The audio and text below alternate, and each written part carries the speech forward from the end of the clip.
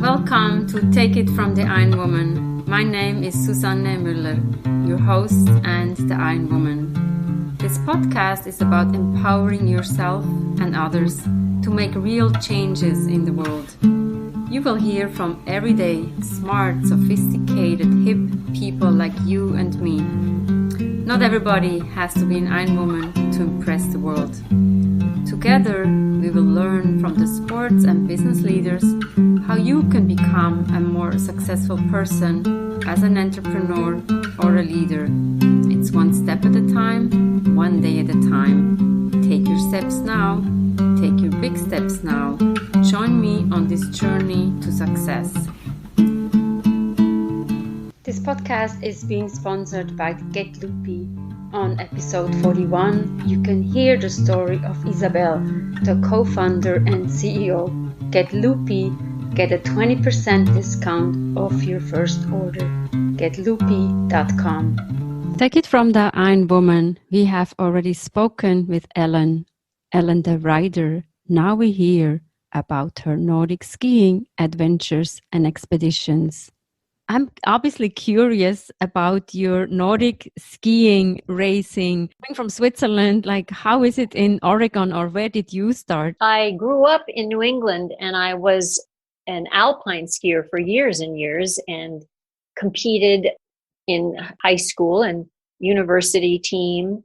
And then there were the NASTAR races, and I was on a promotional ski team for a while professionally. So alpine was really my thing. And then at the age of probably 40, I discovered and tried out Nordic skiing. And in Nordic skiing, as most of you probably know, there is skate skiing, which is on a small, narrow ski that has no grip.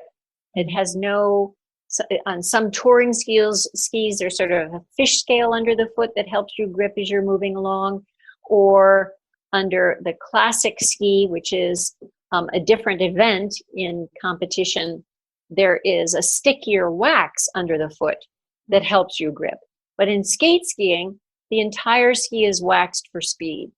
And so when you're going uphill, you use a poling technique. And then your stride, it's rather like speed skating, that kind of stride to get uphill and to accelerate. So there's that as an event.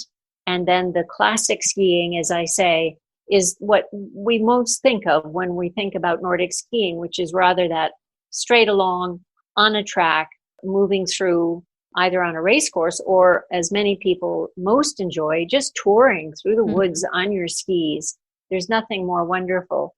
With my children, I would always, when we go off skiing, I'd just say, boots, poles, skis, so that everybody could quickly remember if they'd put everything in the car. And I think in terms of, almost everything we do in life, we have to make sure we've got the basic building blocks where we need them, when we need them, as we're heading out the door or sitting down to write or whatever.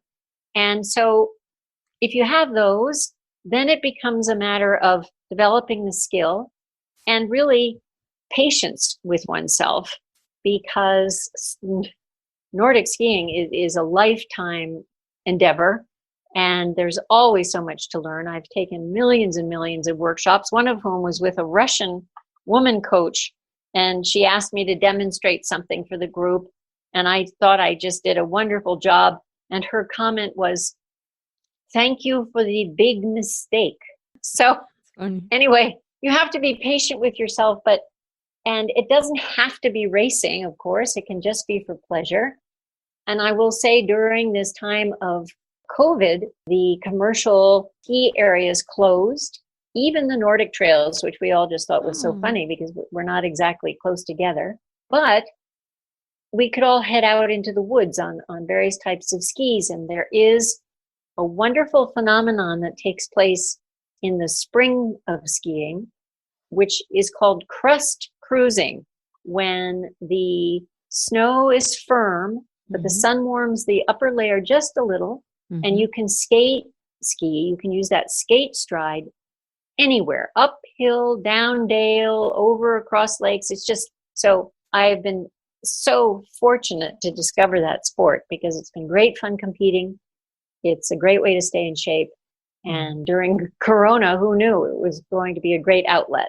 That's fantastic. Yeah. And we need that outlet. And you said we need to have patience. And I meet a lot of people, me included.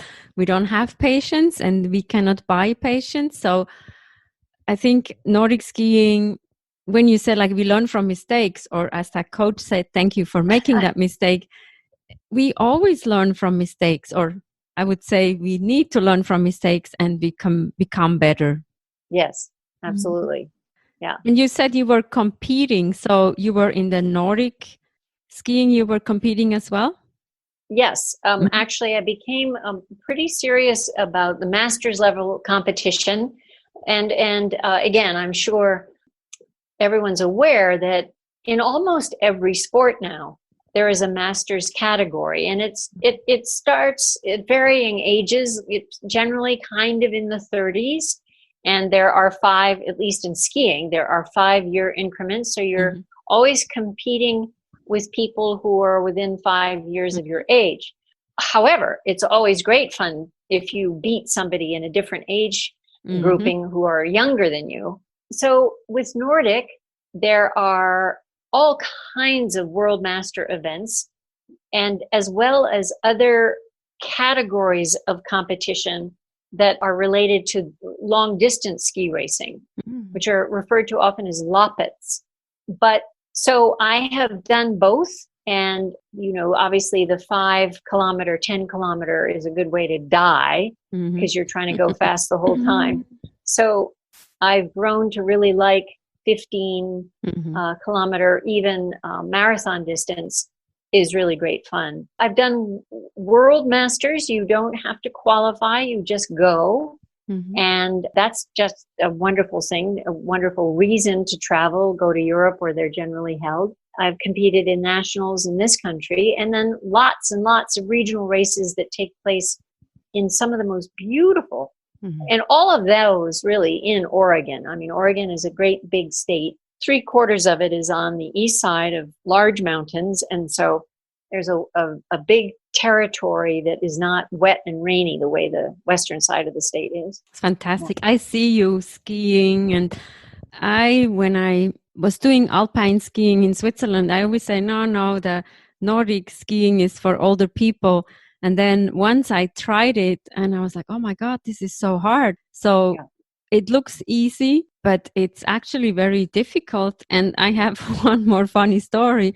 I went to ski 4 or 5 years ago, and my mom said, well, why don't you use my ski equipment? I'm like, yeah, that's fine. I'm an athlete. I can do that. Little did I know there were people, old, young, fat, skinny, who passed me. And me, as my competitive self, I was like, this cannot happen. No. And I sped up and I fell on ice, and it hurt so much. It hurt the whole week and even more. And the other funny part was I didn't know how to get out of the skis. So I looked like an idiot, and I had to wait till another person came and look how they got out of their skis. So I think you need to know your equipment, and also you need to know how to use your equipment. I give you a lot of credit. So it's a difficult sport. Well, I think if anybody has ever tuned into the Olympics and looked at the condition, and no surprise, you know, the Scandinavians have dominated in Nordic skiing. And it's only very recently that Americans have become competitive. And it's highly technical and very aerobic. The equipment now for competing anyhow, it's like they're designing a bicycle or a rocket ship. I mean, some skis actually have holes in the tips. The camber is very important. The length changes all the time. What they make them out of, the boot design, all of it. No, I agree. For touring, I think that sense of it being a nice sport for older people is accurate, very much like snowshoeing or something. And it is a delightful way to get out into the woods and the snow on touring skis. And they tend to be a little wider, and they tend to have fish scales under the foot, and you don't have to worry so much about the waxing issue. Ski racing competitively you can win or lose based on your wax alone. If you screw up the wax and the temperature of the snow changes, suddenly you've got 3 inches of snow sticking to the bottom of your ski. Yeah, it's an art.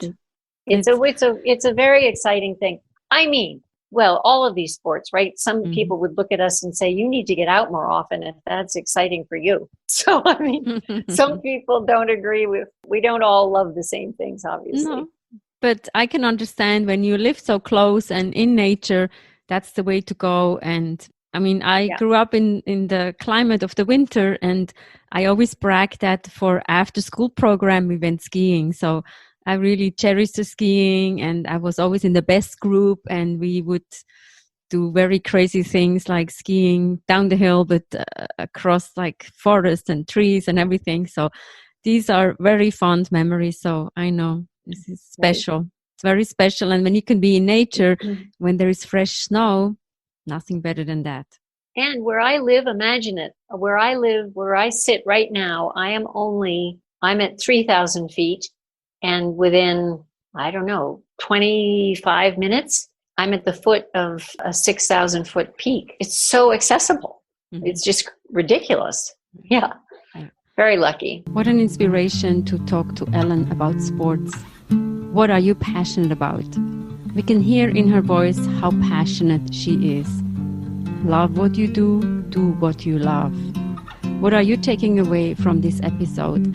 Take It From the Iron Woman has episodes every Monday, every Wednesday, and some special episodes like today. Leave a comment, like us. Don't forget to order Get Loopy, the plant-based snack, getloopy.com. You get 20% off of your first order. And Take It From the Iron Woman is also a book. It is available on Amazon as a paperback or an ebook. Coaching, mentoring is also available. Check out the website for further information. Take It From the Iron Woman. Thank you for listening.